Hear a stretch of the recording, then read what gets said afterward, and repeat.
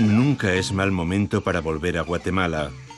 En Pueblo de Dios lo hemos hecho varias veces, porque este país centroamericano, rico en culturas, tradiciones, etnias y naturaleza, lo merece. También es un país marcado por profundos problemas sociales, injusta distribución de la tierra, marginación de pueblos indígenas, altos índices de pobreza, violencia y narcotráfico. Esta mezcla llena de contrastes tan fuertes siempre es un buen reclamo para regresar a Guatemala y contar lo que allí sucede.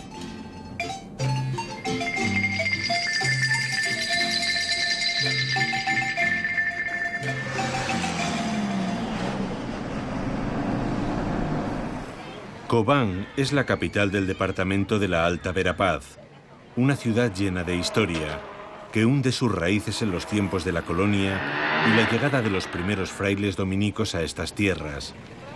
En el centro de la ciudad, la antigua iglesia del convento hace las veces de catedral. Y en el claustro contiguo hemos quedado con el obispo de la Verapaz para conversar con él sobre la situación actual del país. Este es un país con muchas riquezas, en particular riquezas naturales, riquezas humanas, una población predominantemente joven, una fuerza de trabajo muy grande y posibilidades también de riqueza del país. Sin embargo, desafortunadamente, no hay unas políticas suficientemente bien organizadas y a largo plazo, por ejemplo, para el aprovechamiento correcto de los recursos del país.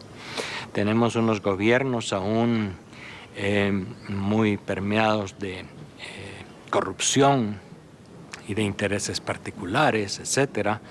Tenemos, por otra parte, una población que últimamente se ha polarizado bastante de manera muy crítica frente a las instituciones y todo, ¿no? A veces hasta parece que se vuelve a retomar el discurso de los años 80, que eran los años de la mayor confrontación, ¿verdad? De manera que vemos, por otra parte, que los recursos y las posibilidades del país están siendo, sin duda, aprovechados por las élites de siempre, ¿verdad? Hay grupos de poder económico. De hecho, la macroeconomía en Guatemala es una economía muy sana porque hay mucha inversión. A nivel macro no hay graves problemas.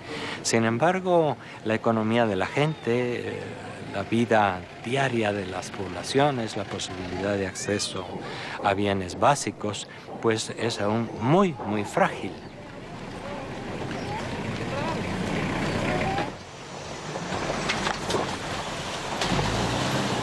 Para conocer de cerca esa fragilidad de la vida de muchos guatemaltecos, nos fuimos hasta el este del país.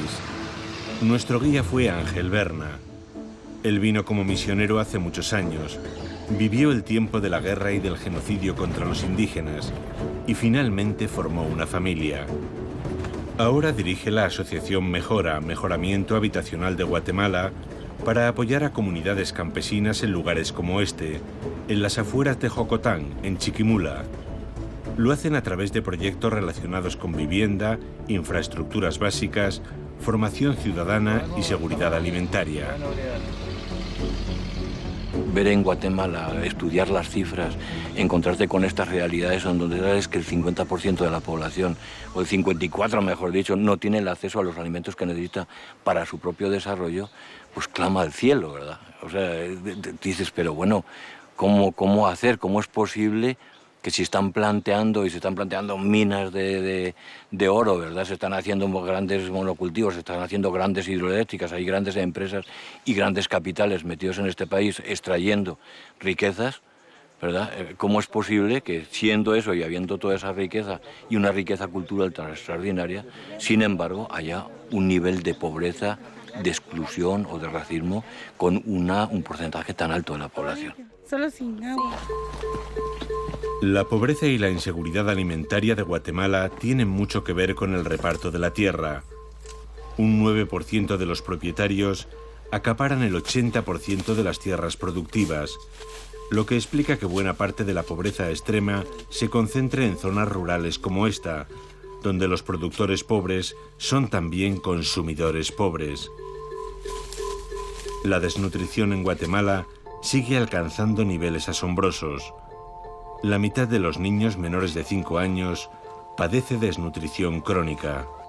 Si tenemos derecho a una vivienda digna, adecuada, porque tenemos que vivir como vivimos. Si tenemos derecho a la educación, porque no tenemos maestros o porque solo hay una maestra para todos nuestros niños. O en tercer grado tenemos que dejar, ¿verdad? Si tenemos derecho a la salud, porque nuestros niños se tienen que morir de diarrea o no tenemos acceso a las medicinas, ¿verdad? O las condiciones no solamente de trabajo y de tierra cultivable que sea productiva, sino además de ser remunerados, ¿verdad? De salir a las fincas, de acuerdo, salir a las fincas, pero con unos salarios mínimos, ¿verdad?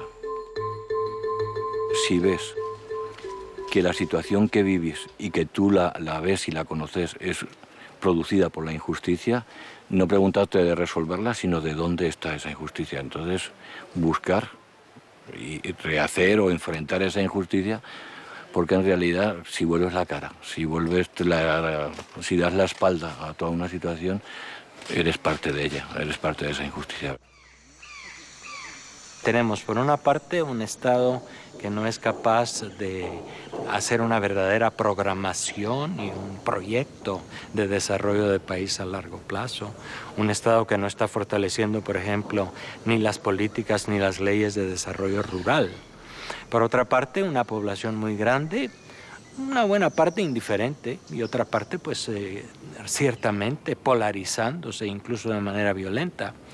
Y unas élites bien situadas con una economía basada en estos momentos sobre todo en la explotación de recursos naturales fuertes, la palma africana para la producción de aceite, la minería que está causando serias dificultades, la caña de azúcar, etcétera, grandes riquezas del país, pero cuyas ganancias, cuyos beneficios no llegan verdaderamente a la población.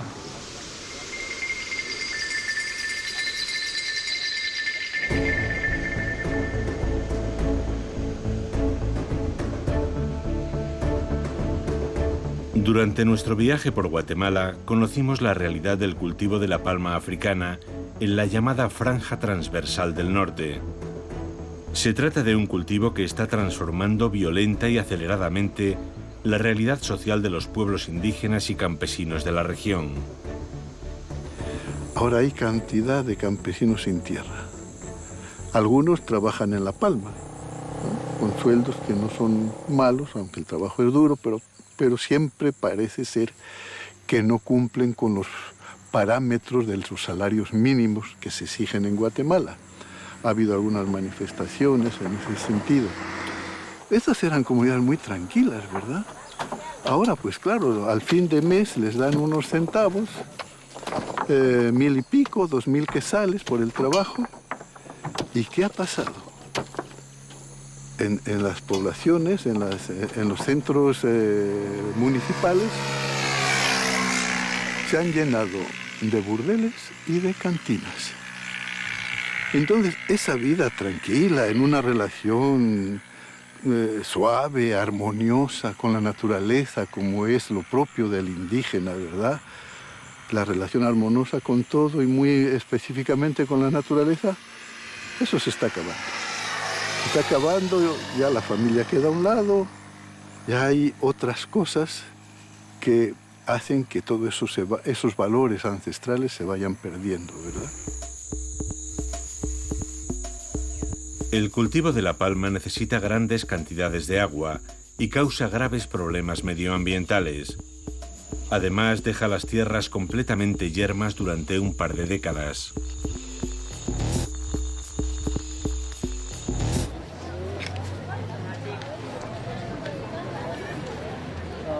Ante muchos de los serios problemas que sufre la población guatemalteca, hay a menudo una posición pública de la Iglesia del país.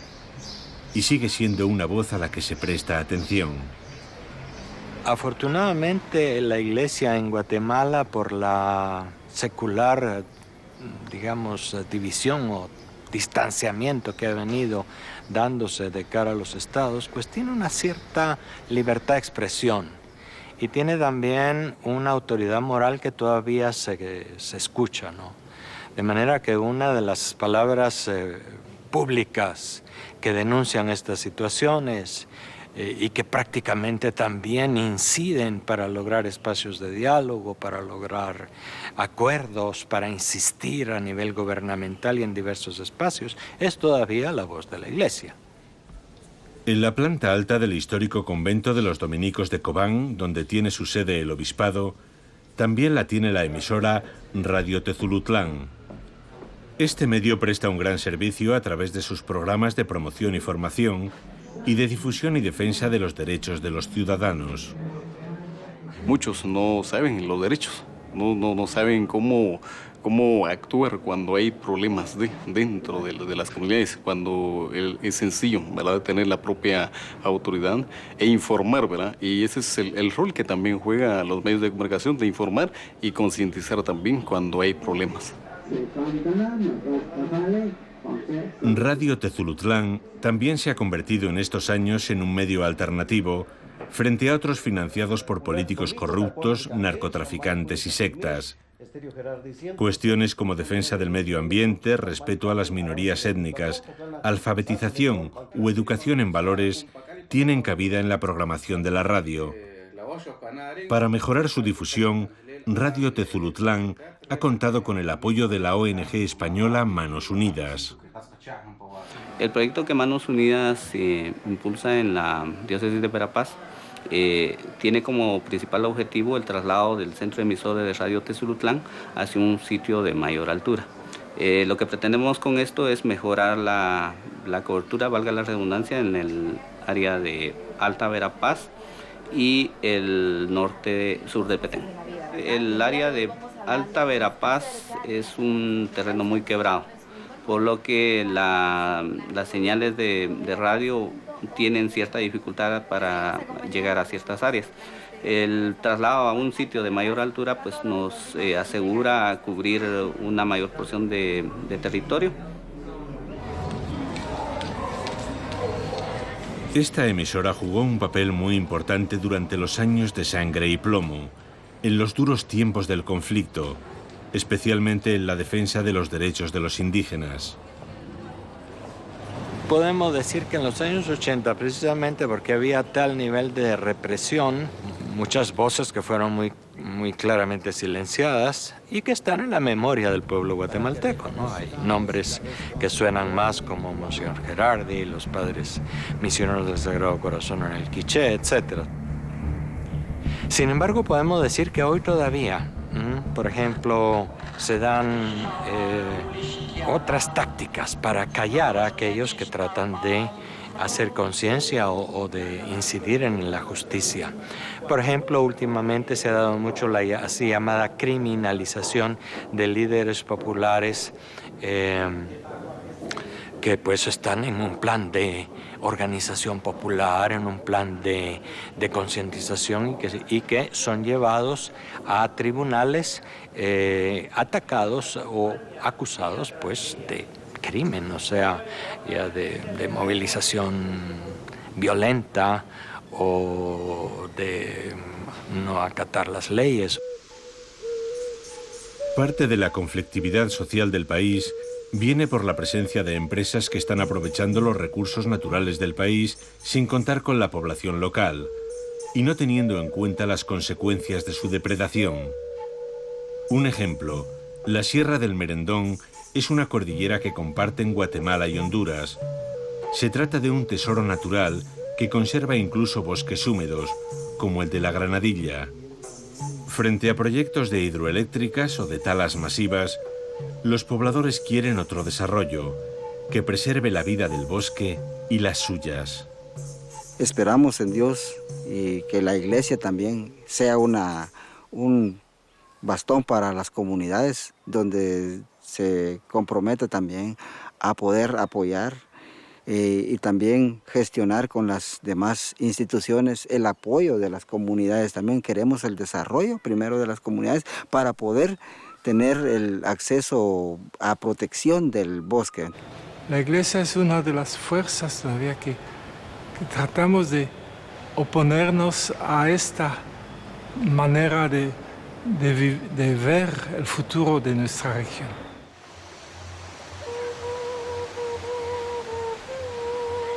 En Guatemala existe una población indígena estimada en más de 6 millones de habitantes, equivalente al 60% de la población total del país. Se trata del segundo país de América, después de Bolivia, con mayor proporción de indígenas. El 75% de ellos vive en la pobreza. En Guatemala, pues el tema de los pueblos indígenas no es un tema de pequeños grupos, de grupos étnicos que están en reservaciones o eso, como ustedes habrán dado cuenta en las visitas y en todo, la población, la mayor parte de la población es indígena, y más aún con una conciencia creciente de la propia identidad, los propios derechos. Sin embargo, las políticas del país, la capacidad del gobierno y de las instituciones para hacer participar verdaderamente a los indígenas en su organización, en la organización como Estado, en las consultas a los pueblos cuando se trata de cuestiones legales, cuando se trata de explotación de los recursos, aún deja mucho que desear, ¿no? A raíz de Rigoberta Menchú, con su premio Nobel, empieza lo indígena en Guatemala a cobrar una prestancia que no había tenido y un respeto que no había tenido. Y hoy ya no es tan fácil ese racismo tan fuerte que se daba antes. Te voy a decir, antes de la guerra, los indígenas te veían y te decían buenos días. Hoy no, hoy te saludan y te miran a los ojos, ¿verdad? Por parte de ellos se está retomando ya su identidad, se está fortaleciendo la conciencia de dónde vienen y lo que son. Pero es por parte de ellos. Ahora falta la otra parte, que acepta, entienda y respete. Y eso es difícil porque junto a eso se da la gran pobreza. Las zonas más pobres son, claro, no solo son los indígenas, pero fundamentalmente es la zona indígena de Guatemala, donde hay los mayores índices de pobreza, de desnutrición, ¿verdad?, de analfabetismo. En esta realidad de pobreza y marginación que afecta a gran parte de la población guatemalteca, es en la que vive y trabaja la Iglesia del país. Y es una realidad que está muy presente en la acción eclesial. Hay una conciencia muy fuerte de cercanía al pueblo de Dios y de solidaridad con las necesidades concretas. Estamos conscientes de que la evangelización nunca puede ser algo meramente ahistórico y no podemos predicar nada más una salvación en el más allá. Estamos convencidos de que el anuncio de Jesús y su reino comienzan acá.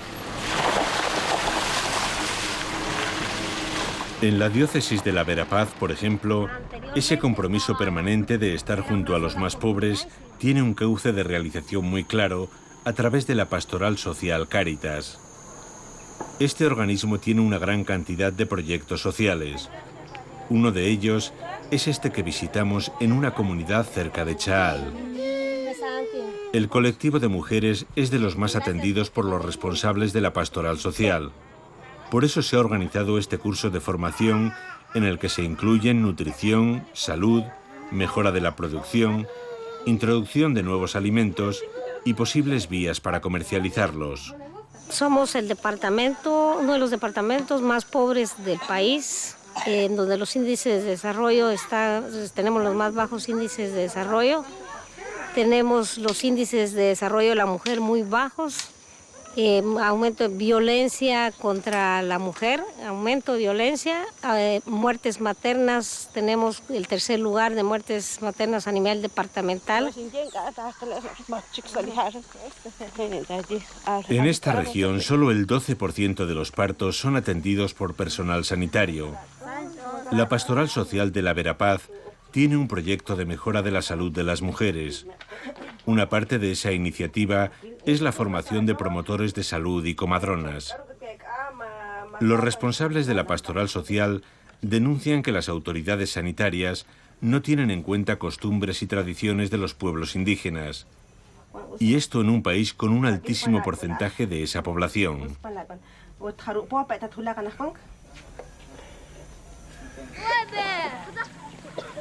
También se realiza un trabajo muy amplio entre la población de formación y concienciación sobre la salud de la mujer embarazada y cómo deben actuar la familia y el resto de la comunidad si se produce algún contratiempo. En estos proyectos, como en muchos otros que estamos conociendo por el país, hay detrás el apoyo de Manos Unidas, la ONG de la Iglesia Española. La solidaridad, y concretamente la de España desde Manos Unidas, también concretamente desde el punto de vista pastoral, muchísimo viene de Alemania, de Miseria, de Advenia, etcétera, los Estados Unidos aún un poco a través de las Cáritas. Por parte de la Iglesia es realmente un apoyo muy apreciado.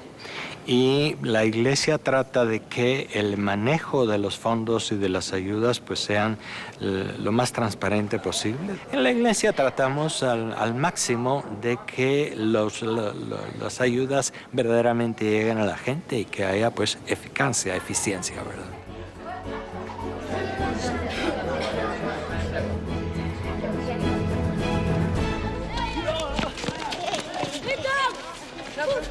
Otro caso de cómo las ayudas de Manos Unidas llegan y se emplean bien es la Ciudad de la Esperanza, el sueño del padre Sergio Godoy y de otros muchos para educar y ofrecer alternativas a los niños que viven junto al basurero de Cobán. Gracias a Manos Unidas y gracias a muchas organizaciones, viste, en su gran mayoría españolas, es que nosotros podemos contar con estos espacios con los que contamos.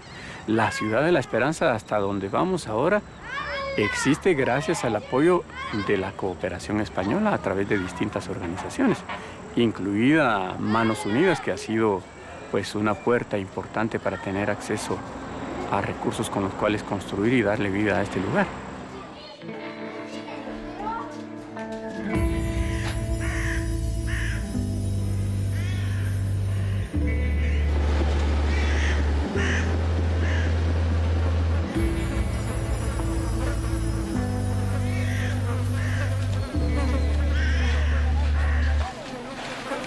El proyecto Comunidad de Esperanza, iniciado por Sergio, comenzó en pleno basurero.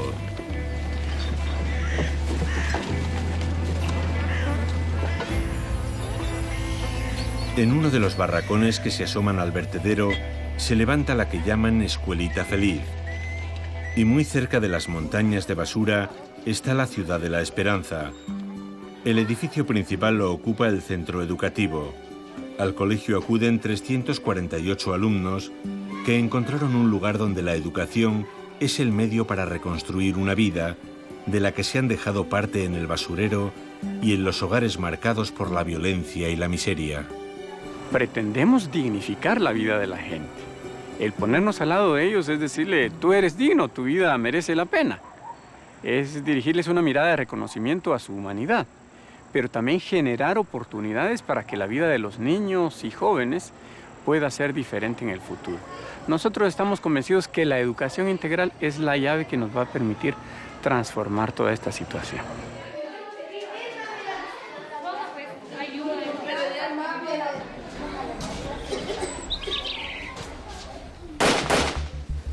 Desgraciadamente, la palabra más utilizada cuando se habla de Centroamérica es violencia. En Guatemala, por dar un dato, la tasa de homicidios es de 41 por cada 100.000 habitantes. En España la tasa es de algo más de 3. La irrupción brutal del narcotráfico, mezclado con los pandilleros, la corrupción y unas instituciones débiles, forman un cóctel demasiado explosivo. Junto a ello, el país camina demasiado despacio hacia una reconciliación que debería ser definitiva tras las heridas que dejó abiertas el grave conflicto vivido bajo las dictaduras en los años 70 y comienzos de los 80. El penúltimo episodio de este proceso fue el juicio al general Ríos Montt. Bajo la presidencia de este militar tuvo lugar el terrible genocidio indígena y la persecución criminal contra muchos miembros de la Iglesia. Visto desde dentro, yo pienso que el conjunto del juicio a Ríos Montt más bien ha creado esperanzas, a pesar de... Porque a pesar de las dificultades y de la anulación de esa fase del juicio, pues no se anuló el juicio completo. Y en este contexto del país, el haber logrado simplemente sentar en el banquillo de los acusados a un ex general de esa categoría y con esas implicaciones en la violencia, solo eso ya es un signo de que muchas cosas han cambiado. Se le impone la pena de 50 años de prisión inconmutables. Como decíamos, señor Gerardi, pues primero que nada hay que conocer la verdad. Todos estos juicios, estas investigaciones van haciendo que se conozcan los datos para luego poder saber a quién perdonar y qué procesos de reconciliación hay que hacer.